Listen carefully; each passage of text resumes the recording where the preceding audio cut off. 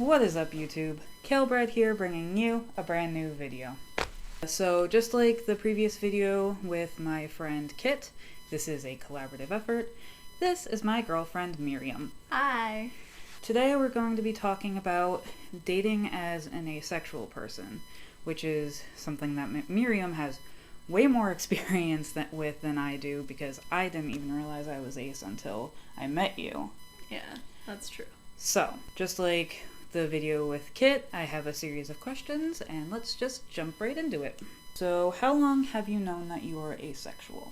I guess it started with figuring out that I might be demisexual, which is part of the asexual spectrum. And I only figured that out around, I guess I graduated high school, I was going into college, I came across the word, clicked on it to learn more, and realized, hey, that kind of describes me. I've never really had any sexual attraction to anyone necessarily, but I also haven't been in a really long-term relationship, so I was hoping maybe it was demisexuality as opposed to asexuality. I only discovered that I was probably fully on the ace spectrum a few years later, after a couple relationships. Yes, yeah, makes sense. The definition of asexual and a description of our specific identities. So asexual means that you don't experience sexual attraction to a person. There is, like Miriam said, kind of different identities that fall under the asexual umbrella, like demisexual, which means that you don't develop sexual attraction until you develop an emotional connection with somebody. There's also gray sexual, which is my specific identity, where you don't develop sexual attraction except very rarely or under very specific circumstances. It's kind of a toss-up of either one for me. There is a bunch of different identities that fall under the umbrella. Hi, buddy. And you can talk about your identity too.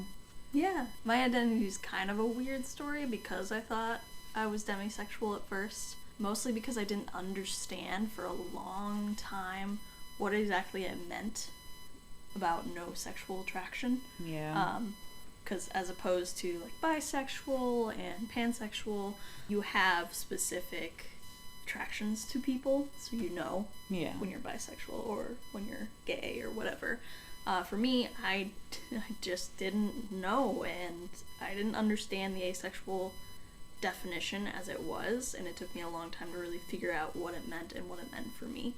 That makes sense. Yeah, which is why I started with demisexual first. Yeah. And then moved into asexual completely.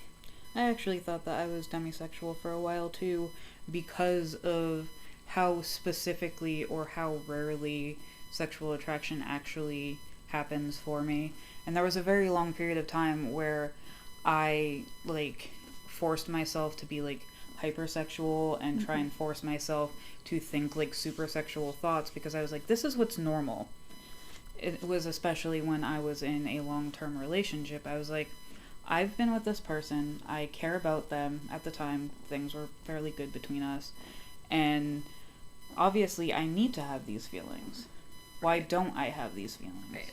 That is part of the reason I identified as demisexual first. I didn't want to not have those feelings. Right, because it's I wanted normal. to be normal. Yeah.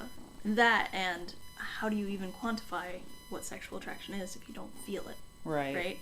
So I never really understood what people meant when they said someone was hot or sexy or whatever. I would think, yeah, they're aesthetically pleasing, they're aesthetically attractive. I don't really get why we're obsessing over it. Yeah. And that's one of the reasons that I realized that I was probably ace.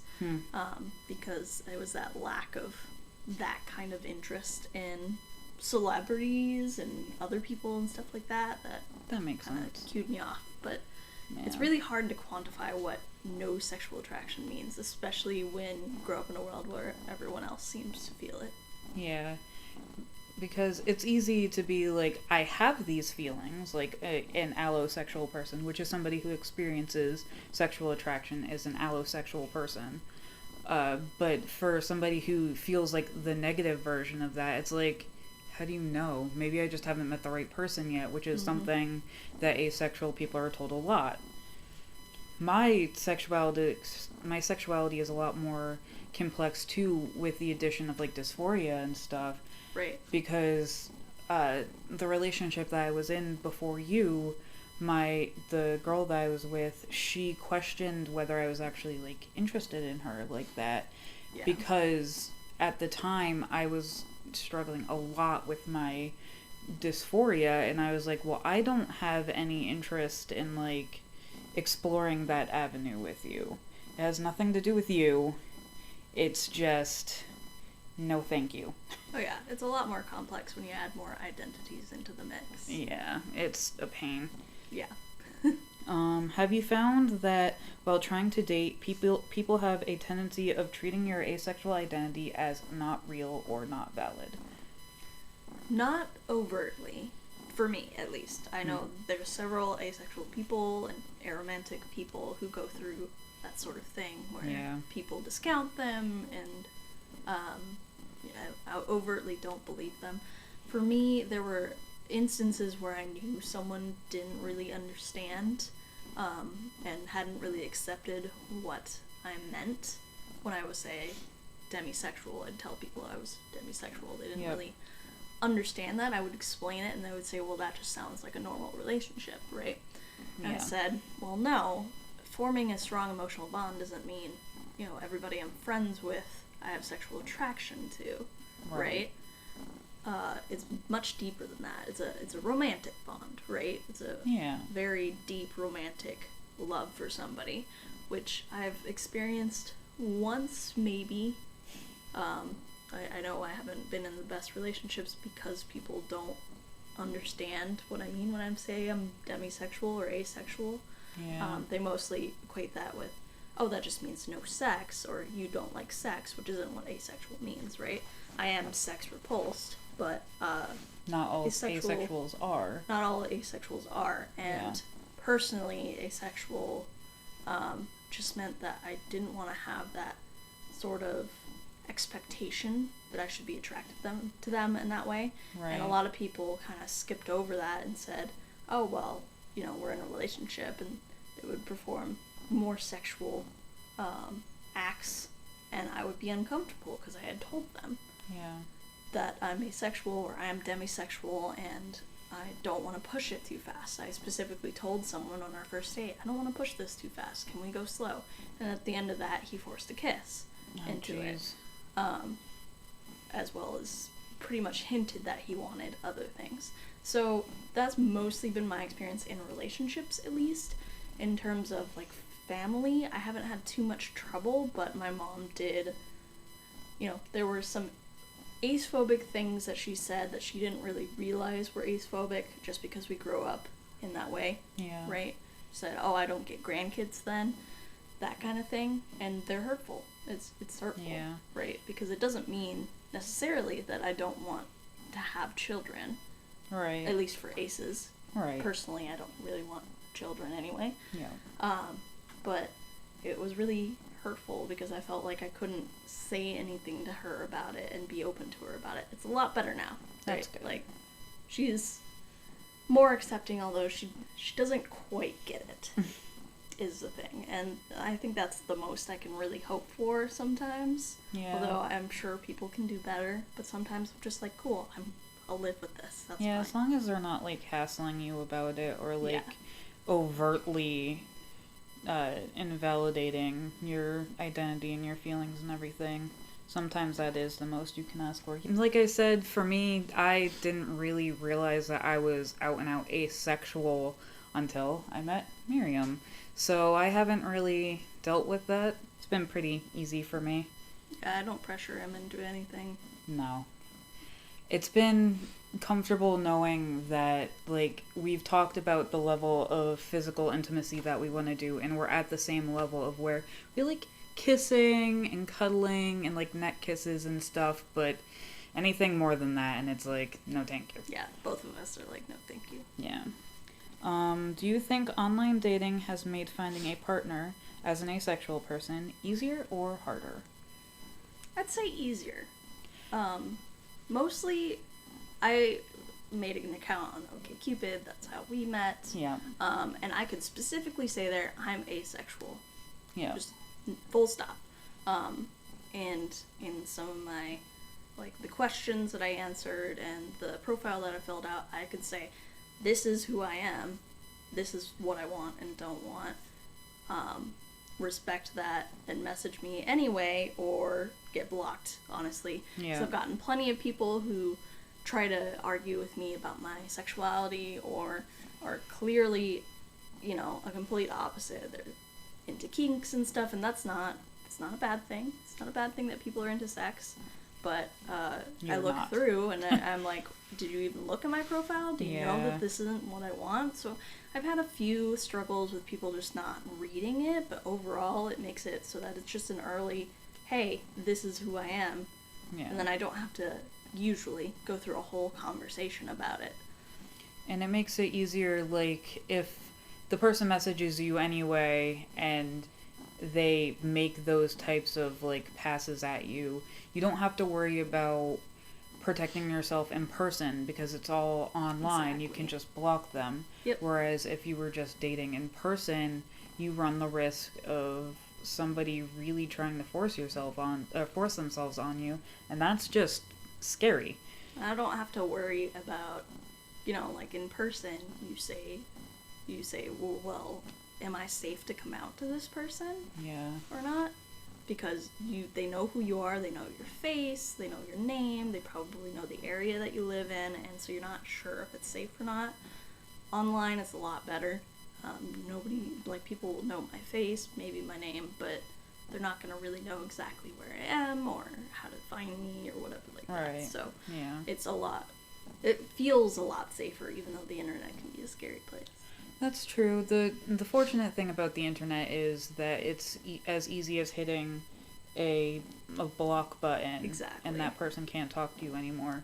Or you delete the account and make a new one. Or And I'm not, like, sharing my phone number to people unless we actually have good conversations. So people can't harass me on my phone. Yeah. Actually, because of my levels of, like, social anxiety, I waited until you and I had been in a relationship for a while before I even asked you for your phone number. Eric actually made fun of me for it. I was like, I don't want to make her uncomfortable. He's like, you're in a relationship. I was like, I don't want to make her uncomfortable. You definitely could have asked when we started dating, but I totally get that. I appreciate that you were respecting my comfort. Because I don't want to be one of those people who later down the line you tell a story about, yeah, he did this thing, it made me uncomfortable. I want to do whatever I can to make sure that you're happy and comfortable around me. This dude makes me so uncomfortable. I just can't even hang around him. He's too nice. It's just too uncomfortable. What has been your worst experience that you're comfortable telling us dating as an ace person? Oof. I definitely have a few experiences, but I don't know how I find some of the most hypersexual guys, but I did when I was ace. And it would be online usually. I'm trying to pick between the guy I met in college that we were dating for like 3 months versus the guy I met on OkCupid, who's our first meeting went really badly, honestly. It's probably the guy that I met online. He was really nice. It was OkCupid. We seemed to get along. We started a relationship, and then he invited me over to his place. And that's where he got super sexual with his language, with his body language, even kind of pushing things when I did say I was ace, and not really understanding why I wasn't reciprocating, and that was super uncomfortable because it was his place. Yeah. Right? What do I do when it's his place and I don't really have that easy of an escape from it? Yeah. So that was probably the most uncomfortable experience, because he didn't ask for boundaries. Right. Kind of just went for it. So. No, that's gross. I haven't really had any. I talked about it in the video with Kit about the girl that I met through OkCupid, who I met at Pike Place, who kind of just lost her mind. It wasn't anything revolving around sex or anything like that, so it's not really relevant to this video. She and I bonded on like true crime and stuff. And I'd make some like terrible dark jokes occasionally because that's just how I am. And up until like a certain point, she was okay with it. She would laugh with me. She would make jokes back. And then one day she just snapped when I made a joke that I would normally make. And it was like, okay, well, I'm not comfortable with this anymore, so I'm just gonna go. Bye. Yeah, I understand that. If she wasn't comfortable, she should have said something. Yeah. It just felt like a huge 180, and I'm not the type of person that you can't approach if you're uncomfortable. Right. I can vouch for that. Because I will do anything I can to make sure that I don't push a person's boundaries, because I don't want to be that person. What has been your best experience that you're comfortable telling us dating as an ace person? By far. I honestly, I haven't gotten into like any deep relationships with anybody except for with this guy right here. Most of my relationships, if they lasted, they only lasted a month or two, maybe 3. This is my longest ever relationship. Going on 7 months. There we are. Yeah. Caleb is everything that I wanted out of someone that I date. And I know this is a low bar because I've had some bad experiences, but he's very respectful. He's very kind about asking about boundaries. He doesn't push me if I say something like, I'm not comfortable with that. Yeah. Right? And we share a whole bunch of interests too. Like, that's the other thing, is that we gotta share interests. We gotta be nerds together. Like, I'm very much an anime nerd, video game nerd, all sorts of things, and he both enables that and encourages that, so. Yeah, this is definitely by far my best dating experience in general. She makes me really happy, and I like spending time with her, and I like talking to her, and it's definitely come to a point of where if I'm having a bad day, talking to her makes things feel better, so. Not only that, but we're going through COVID together, yeah. So that's a bonding experience. That's true. Shared trauma. She's one of the few people that I feel comfortable sharing a lot of my emotions to. The other 2 people I live with. I only come here for oatmeal. That's valid. That a lot of people only come here for oatmeal. What advice would you give to someone who's never dated an ace person? Honestly, just the advice to make any relationship healthy. Asking for boundaries. Yeah. When needed. Not assuming that someone's going to be ready for something that you might be ready for.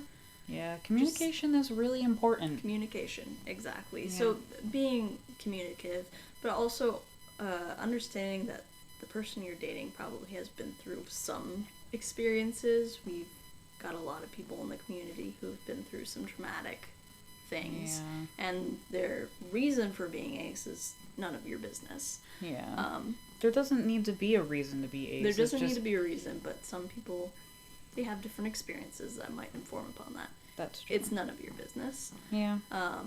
Whether they're sex positive, sex negative, whatever, sex repulsed, sorry. Yeah. That doesn't need to be explained to you.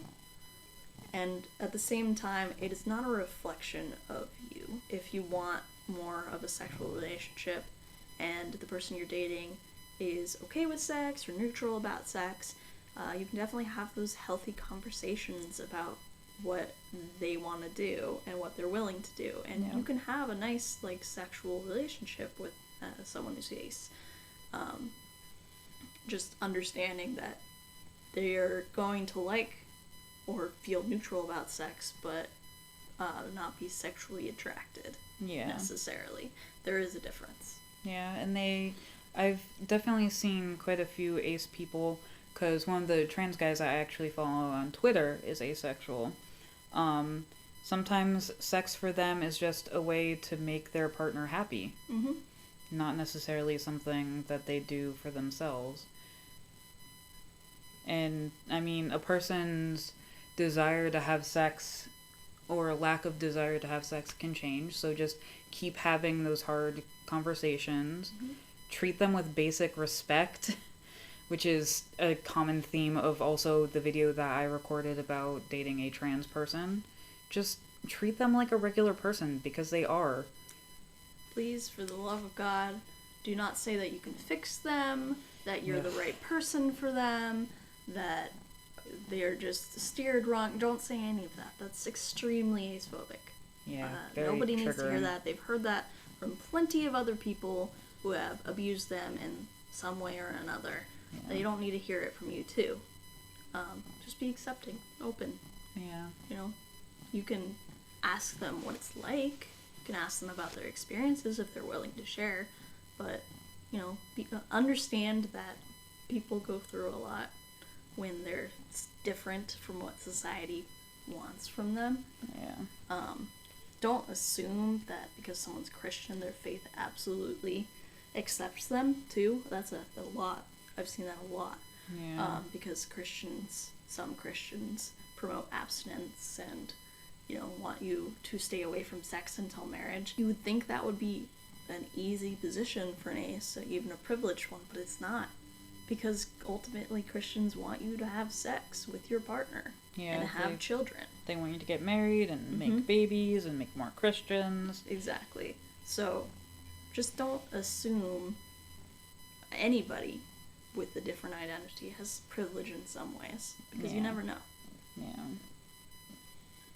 And sexuality is complicated. That's very true. Sexuality is very complicated. Last question. What advice would you give to an ace person who is nervous or apprehensive about dating? It's a hard one. We don't live in a very happy society for aces right now. No. That's for sure. I would definitely get into the online scene. Many places you don't even have to, like, necessarily put up your name, put up your face if you don't want to. And that way you can have some more private conversations with people and really, like, feel them out through an online interaction before you move on to anything bigger.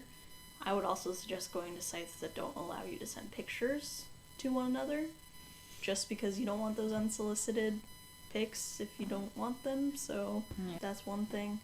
Honestly, just, you don't have to come out to someone too. Yeah. That's one of my biggest things. You don't have to tell someone that you're ace. It's honestly none of their business that you're ace. Yeah. If you become more trusting of that person in a more loving relationship, that's one thing, but you don't need to tell every stranger online that you're ace. No. Especially if it would put you in a bad position.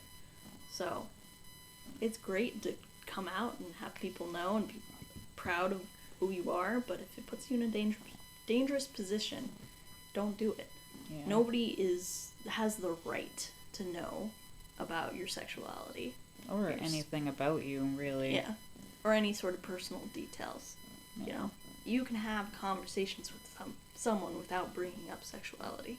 Yeah. So don't feel pressured to have to tell someone, because it's not a requirement for a relationship to have sex. There are plenty of allo people who have relationships that don't necessarily involve sex. Yeah.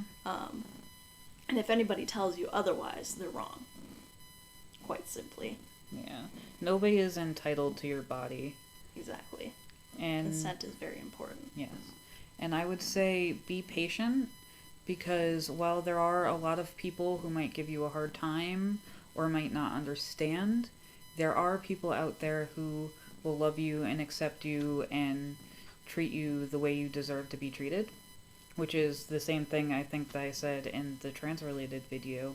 It takes time, and it's important to have a good group of friends that you can spend time with if you get lonely, and it's good to have hobbies and continue working on yourself, which is something I consistently preach to people in a group that I'm in on Facebook who are like, I'm so tired of being single.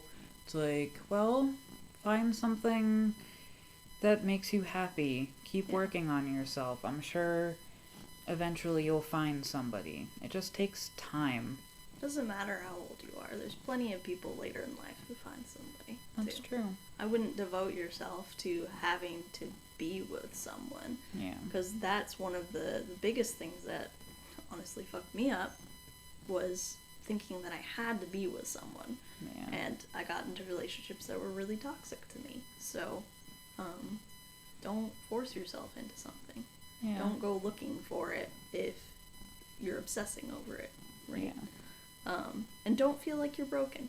You're not a broken human being. No. Plenty of people feel the same way that you do. And you can date someone who's allosexual and have a good relationship. You don't necessarily have very few options, right? You don't have to limit yourself to only ace people. There's plenty of allosexual people who will be accepting and affirming, but also don't, like, tolerate anyone not being accepting and affirming. Yeah. You deserve to enforce your boundaries and, you know, stand up for yourself. Yeah. And, I mean, I was 29 when Miriam and I started talking. I thought that I was gonna be alone forever because I just kept having failed relationship after failed relationship. But the fact is, it's never too late. Mm-hmm. So. I'm a lot younger than he is, so I can't, like, preach to that. But there's plenty of stories of people, ace people, bi people, gay people, who find love really late in their lives. Yeah. And they're happy. Yeah. You have the rest of your life to find somebody. Do what makes you happy.